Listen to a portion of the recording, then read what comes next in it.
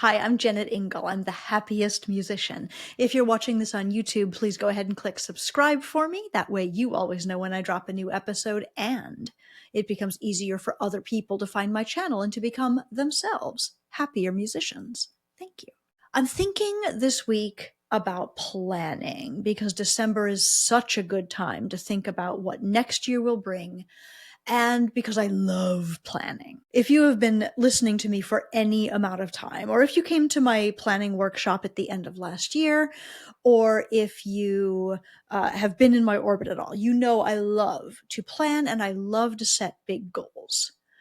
And I find that generally, the goals that I have set that I care about, that I really put a little bit of thought into creating, I usually meet. It is amazing how helpful a goal can be.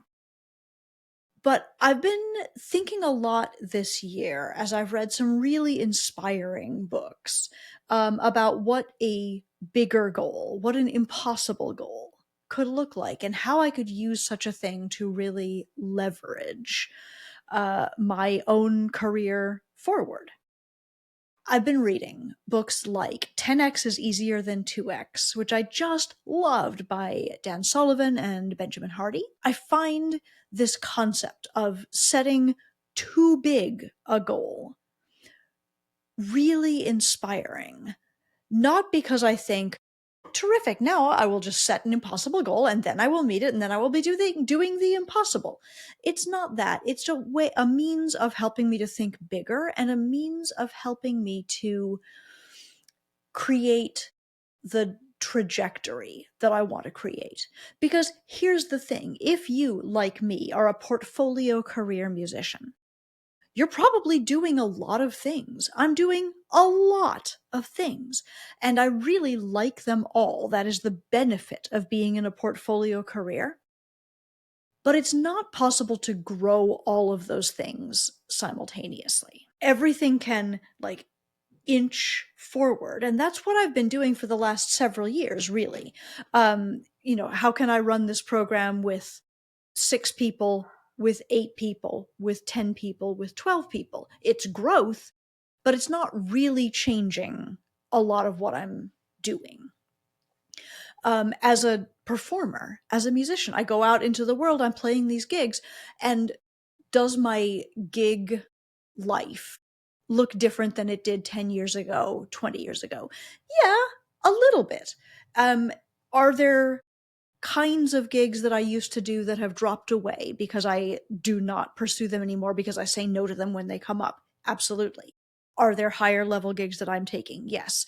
Are there weeks that I intentionally take time off, which I never would have done 10 years ago, so that I can come back stronger the next week, so that I can just rest, so that I can take care of some of the other things within my portfolio career?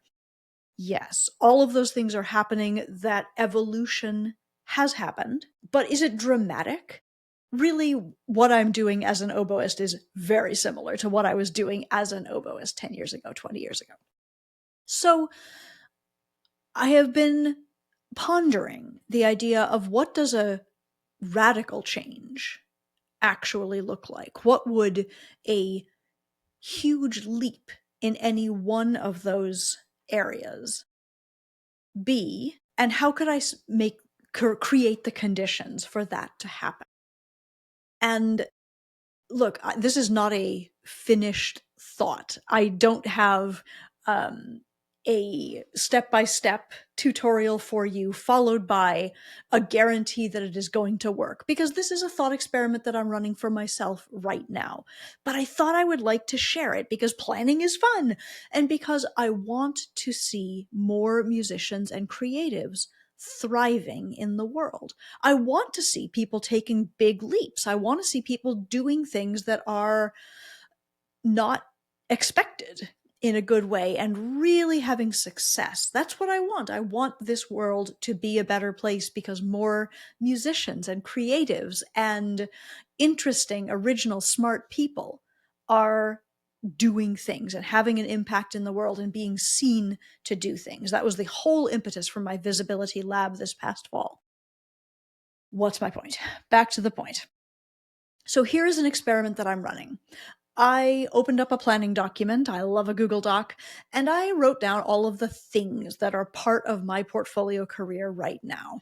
The performing, the oboe group programs, the Invincible Oboist programs, the read business that I'm running, the coaching that I get to do both one-to-one and in groups, the performing. Did I say that already? The like actual oboe performing, both in orchestral settings and as solo recitals, as concertos, as um, as a soloist in one way or another. I thought about oboe reed boot camp. I laid out all of the things that I do. This podcast, obviously, and my video channel, the 5 Minute Reed Maker.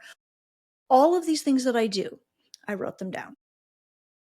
I wrote down a little snapshot of what they're looking like right now. And then I asked myself, for each of these things individually, what would 10x look like?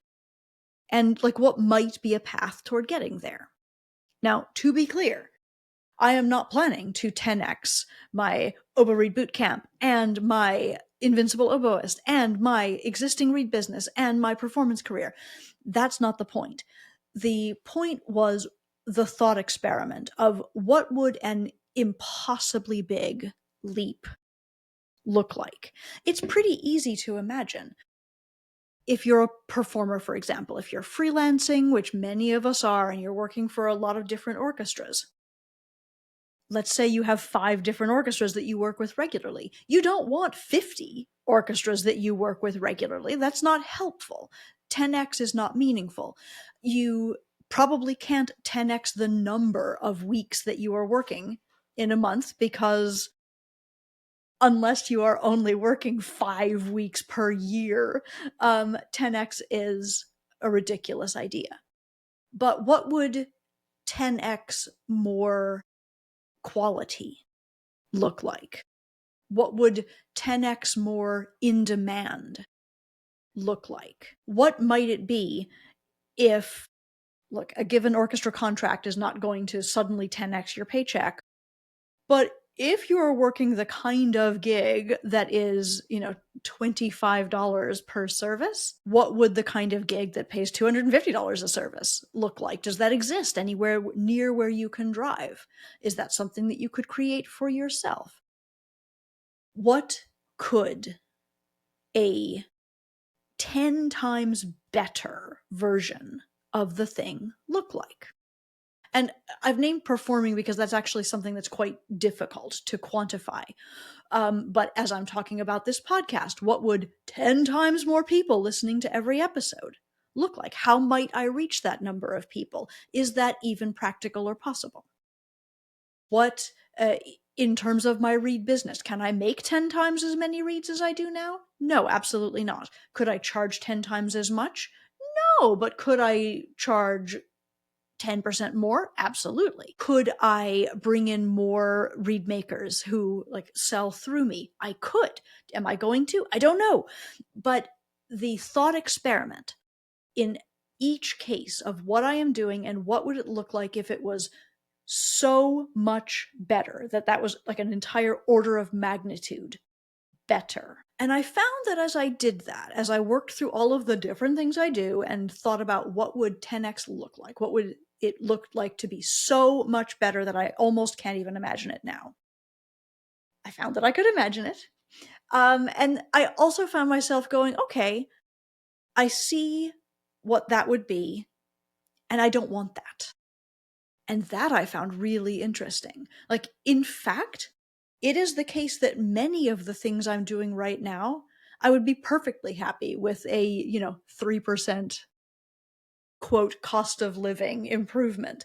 I would be perfectly happy if I just kept doing that thing at the level that I'm doing it now. And some things I was like, oh, I really want something bigger. And after I did this with all of the different elements, the different facets of my own career, I looked at that list and I asked myself, is there one thing in here that would actually make everything else feel easier? Or one thing that would make everything else come along and up level along the way. And I think I found it.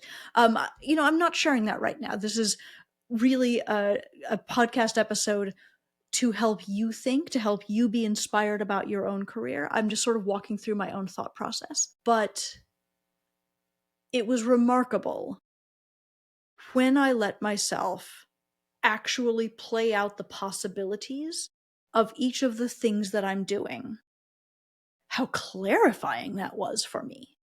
Because it became very clear the things that I didn't want to put more energy into, that I didn't really want to grow substantially. And I think before I had done that experiment, before I opened that document and started dreaming, I might have assumed that my path forward was just to like grow everything 10% bigger. What if I could double some of those things? I think the idea I want more. I want more of this, more of this, more of this had felt very resonant, and reasonably so. I love all of the things I do. I'm thrilled with my own portfolio career. But do I actually want more of every single thing that's on my plate now? No, that would be too much on my plate. So I found this tremendously helpful. I hope that this has inspired or sparked something for you too. And I want you to reach out and let me know. You could send me an email from my website, jennetingle.com. You could pop into the comments of this YouTube video, or you could leave a review for Crushing Classical, the podcast. You could tag me on a social media platform. I'm very occasionally on Instagram and on Facebook. There are so many ways that you could reach out to me, and I could celebrate the conclusions that you have come to about what you want to do with your portfolio career. And of course, if you would like help untangling these ideas for yourself, you can book a discovery call with me. We could coach together. There are lots of ways that I could be of help to you. And for now, let me just wish you a lovely rest of your December, a happy gig season, and thank you so much for listening. Have a great day.